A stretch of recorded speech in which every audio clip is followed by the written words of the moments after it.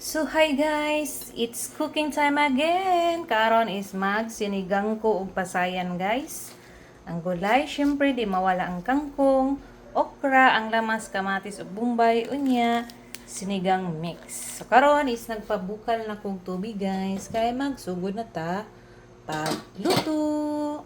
Kaning pasayan guys, ang akong gipalit is bali 200, gitunga pagid nako. So bali 100 na lang ni guys, so, di ba? Tipid tips. Gamay lang ang kantidad, pero nanatay sudan nga lami. Yan lang talaga, guys. Budget lang tayo.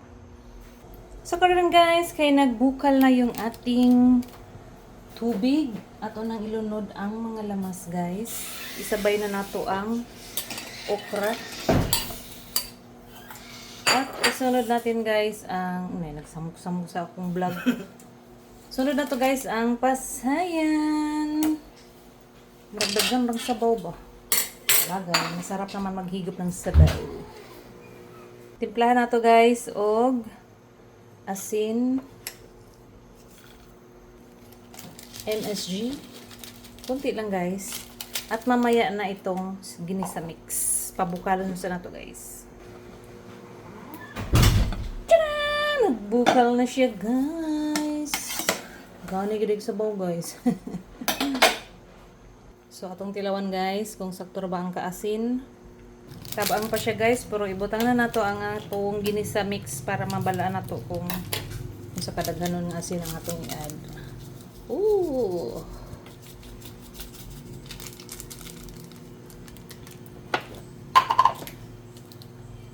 Tadang! So, karon guys, ato nang ilunod ang tangkong. Di na nato dugayon guys, kay malata na to atong okra. Akong okra guys, buura na ko pagbutang, wa na ko gi-slice kay di ba na maglaway-laway ang, di ba landog ba yung okra guys. So gusto ko ingana lang siya, buo lang. Yung iba, ikat nila katulo. Ako ingana lang ako ang gusto. Yan. Ato na siyang isagol ang tangkong kay malata na to ang okra guys. So pag maluto ng tangkong, palong na to guys kay ready na para sudanon. Ara guys, ang atong giluto nga sinigang shrimp with tangkong and okra. Sabaw pa lang, yummy na. So, mura to siya guys. Salamat sa pagtanaw. See you in my next cooking vlog. God bless, love, love. Bye.